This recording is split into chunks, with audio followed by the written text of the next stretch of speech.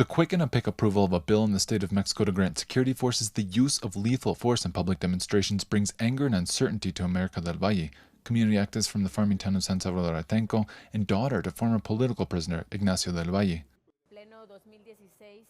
Now in 2016, after nearly 10 years that the brutal aggression was committed in Atenco, on May 3rd and 4th of 2006, the only thing that comes to my mind is that this is the legalization of all forms of repression against those who protest, those who organize.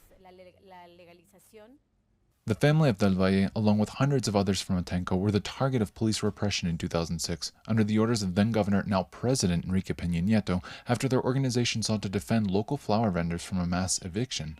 However, Del Valle affirms that abuses from security forces is not a thing of the past.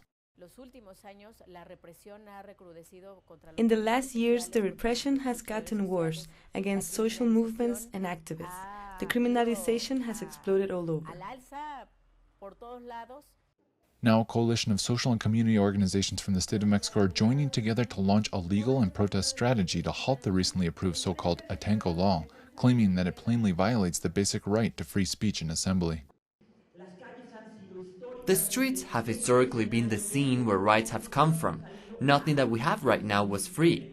That is what's constructed through struggle, blood, and the lives of men and women. And what activists and rights defenders argue is that the use of the right to protest in defense of other rights such as land, resources, and dignity has provoked the approval of the Atenco law. They believe that communities who defend their rights are a thorn in the side of certain economic and political interests. All the communities present and their organizations have actually stopped the project that each one opposes.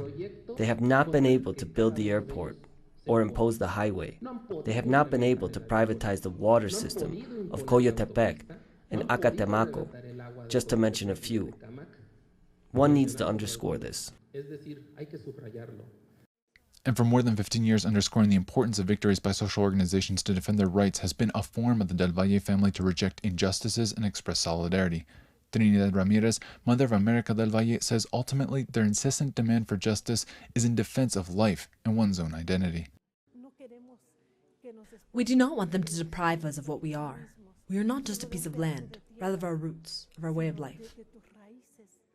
And for many humble people and communities throughout the state of Mexico, defending that little piece of land is all they have, and they say they will do so, even if the authorities violate their basic right to life.